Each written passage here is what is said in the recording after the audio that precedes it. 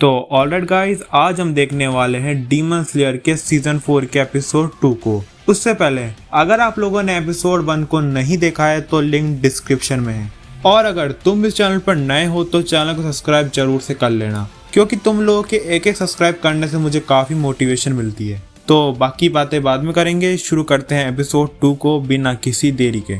Episode 2 की शुरुआत में हमें एपिसोड 1 का थोड़ा सा रिकैप देखने को मिलता है। वो कासुगाई क्रो तमायो को बताता है कि डीमन स्लेयर कॉर्प्स में एक लड़की है जिसको डीमन फिजियोलॉजी और डीमंस बॉडी की अच्छी नॉलेज है, इसलिए वो चाहते हैं कि तमायो उस लड़की के साथ मिलकर नेज़ुको की बॉडी में जो चेंजेस आए हैं उस पर जांच करें। वो तमायो को ओबियाशी के मेंशन में आने का इन्विटेशन देता है।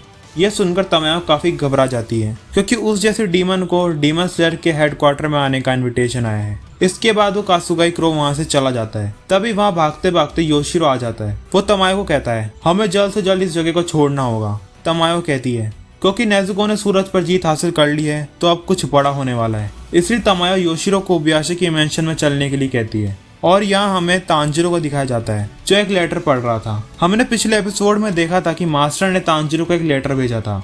हमें बस यही पता चला था कि ग्यू हाशिरा ट्रेनिंग में पार्ट नहीं ले रहा है। अब तांजिरो उस लेटर को आगे पढ़ता है। उस लेटर में मास्टर ने लिखा था कि मैं अब काफी बीमार हो चुका हूँ, मेरे अंदर अब इतनी शक्ति भी नहीं है कि मैं चल फिर सकूँ।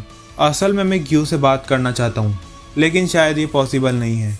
ये वक्त हमारे लिए काफी इम्पोर्टेंट है, इसलिए मैं चाहता हूँ कि हम सब अपना बेस्ट दें। मास्टर तांजिरो को ग्यू से बात करने के लिए कहते हैं क्योंकि ग्यू जो अपने आप को सबसे अलग मानता है वो अपने भविष्य के बारे में सोचे और हाशिरा ट्रेनिंग में पार्ट ले।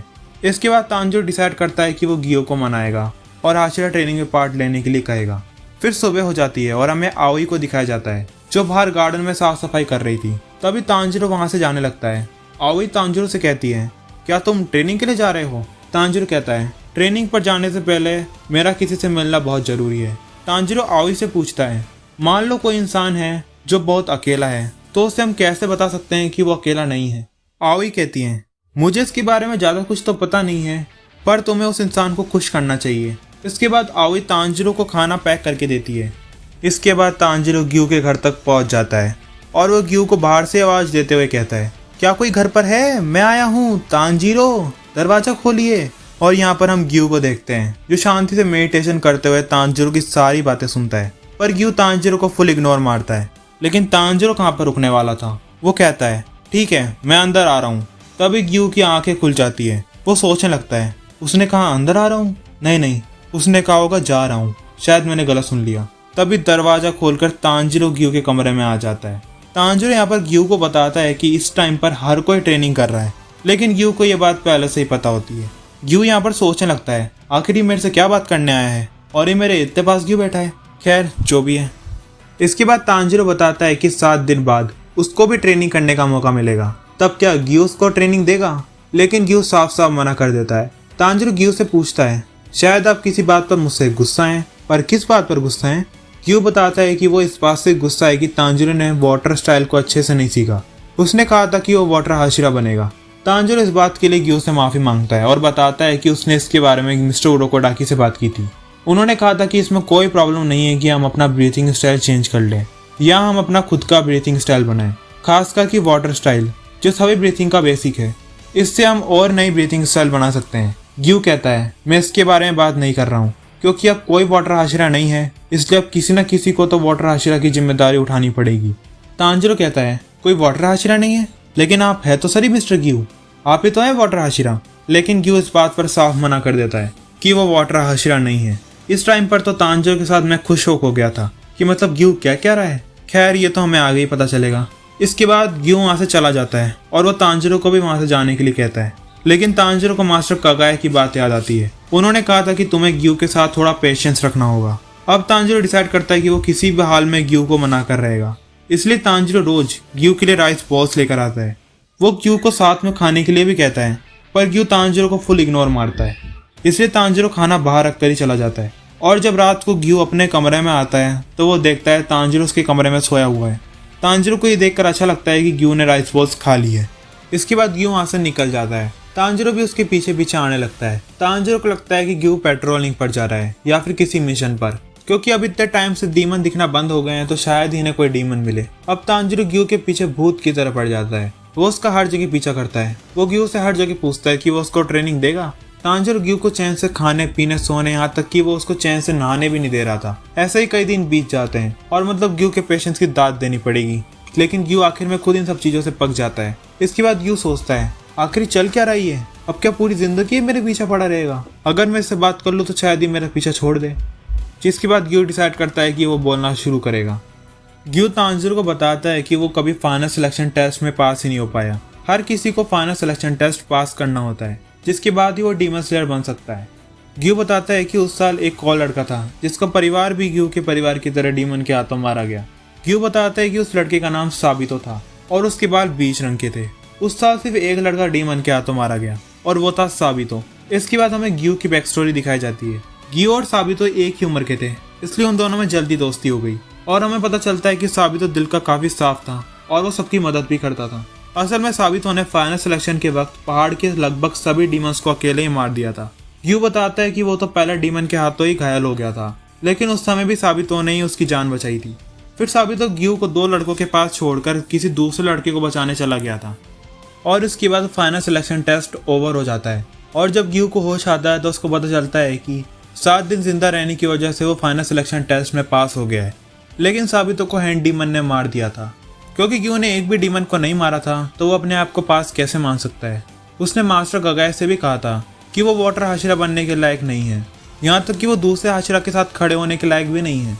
ग्यू तांजिरो से कहता है उसको दूसरे हाशिरा से ट्रेनिंग लेनी चाहिए और वो निशान उसके चेहरे पर कभी नहीं आएगा। अगर उसकी जगह साबितो होता तो उसके चेहरे पर वो निशान आ सकता था। यह कहकर ग्यू वहाँ से जाने लगता है। तांजिरो को ग्यू के लिए काफी बुरा लगता है कि वो सोचता होगा साबितो की जगह उसे मरना चाहिए था। तांजिरो साबितो और माकुमो को याद करता है कि कैसे मरने के बाद भी उन दोनों ने तांजिरो को माउंट सगिरी पर ट्रेनिंग दी थी। वो एक कमाल का एक्सपीरियंस था। अगर साबितो आज जिंदा होता तो वो बिल्कुल ग्यू की उम्र का होता और वह कमाल का तलवारबाज बनता। उसने अकेले ही फाइनल सिलेक्शन टेस्ट के वक्त सभी लोगों को बचाया था। ये तो खुद तांजिरो भी नहीं कर पाया, वो तो खुद को ही बचाने में लगा हुआ था। तांजिरो अब रेंगोकू को याद करता है कि वो कितना अच्छा था और वो कितना ताकतवर भी था, लेकिन वो हम लोगों को बचाते हुए खुद मारा गया। तांजिरो सोचता है कि रेंगोकू आज जिंदा होता तो वो शायद मुजान को मार सकता था।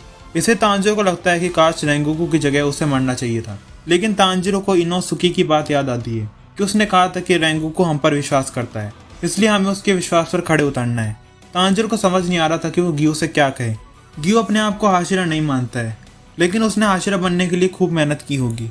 इसके बाद तांजिरो ग्यू को रुकने के लिए कहता है, लेकिन ग्यू बिल्कुल नहीं रुक रहा होता है। इसके बाद तांजिरो ग्यू से कहता है साबितो ने आप पर विश्वास किया था तो क्या आप उस चीज को ऐसे ही छोड़ दोगे। इसके बाद ग्यू वहाँ पर रुक जाता है और उसको कुछ याद आता है कि एक बार साबितो ने उसको चाटा मारा था क्योंकि ग्यू मरने की बात कर रहा था। साबितो कहता है अगर तुमने ये बात कभी भी की तो हमारे रास्ते अलग होंगे। तुम्हारी बहन ने खुद को कुर्बान करके तुम्हें डीमन से बचाया, तो ये कहकर उसका अपमान तो मत करो। ग्यू इस बात को भूल चुका था क्योंकि जब भी वो साबितो और अपनी बहन को याद करता तो वो रोने लगता था और वो अपने आप को संभाल नहीं पाता था। और यहाँ तांजिरो को टेंशन होने लगती है कि उसने कुछ ज्यादा तो नहीं बोल दिया, क्योंकि ग्यू बिल्कुल भी नहीं हिल रहा था। तांजिरो को लगता है कि उसने ग्यू को और दुखी कर दिया। इसके बाद तांजिरो को आइडिया आता है कि वो ग्यू के साथ ईटिंग कॉम्पिटिशन करे और अगर वो कॉम्पिटिशन जीत गया तो वो ग्यू से कहेगा कि मुस्कुराओ और ट्रेनिंग शुरू करो, और ईटिंग कॉम्पिटिशन में तो बोलने की जरूरत नहीं है। इसके बाद ग्यू कहता है कि मुझे थोड़ी देर तो हो गई पर मैं हाशिरा ट्रेनिंग शुरू करने के लिए तैयार हूँ।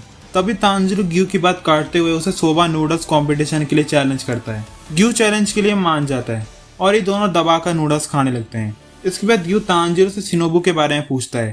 तांजिरो को भी शिनोबू के बारे में कुछ नहीं पता था और यहाँ पर हम शिनोबू को देखते हैं जो गुस्से में अपने कमरे में जाकर बैठ जाती है और अपने आप को शांत करने की कोशिश करती है। तभी वहाँ कानाओ आ जाती है और वो शिनोबू को बताती है कि वो सानिमी की ट्रेनिंग के लिए जा रही है। तो क्या इस ट्रेनिंग के बाद शिनोबू उसको ट्रेनिंग देगी? शिनोबू कानाओ को बताती है कि वो हाशिरा ट्रेनिंग में पार्ट नहीं ले रही है। फिर वो कानाओ को अपने पास बुलाती है जो ये सुन उदास थी क्योंकि वो शिनोबू के साथ ट्रेनिंग करना चाहती है। शिनोबू को ये देखकर खुशी हो रही थी कानाओ अपने मन की बात खुलकर बोल पा रही है और उसे लगता है कि अब समय आ गया है कि वो कानाओ को बताए उस डीमन के बारे में जिसे शिनोबू की बड़ी बहन को मारा था और ये भी कि उस डीमन को कैसे मारा जा सकता है। और इसी के साथ ये एपिसोड यहीं पर एंड हो जाता है। आप लोग जरूर से बताना कि आप लोगों को ये एपिसोड कैसा लगा, और अगले एपिसोड में तो तांजिरो भी अपनी हाशिरा ट्रेनिंग स्टार्ट कर देगा। आप लोगों को क्या लगता है शिनोबु किस डीमन के बारे में बात कर रही है, और तांजिरो की ट्रेनिंग बाकी हाशिरास के साथ कैसे होने वाली है, ये तो हमें अगले एपिसोड में ही पता चलेगा। तो उस एपिसोड को देखने के लिए आप लोग हमारे चैनल को जरूर से सब्सक्राइब कर लेना। मैं सीजन 4 के अगले एपिसोड जल्द से जल्द लाने की कोशिश करूंगा। तो मैं आप लोगों से मिलूंगा एक नए वीडियो में। शुक्रिया।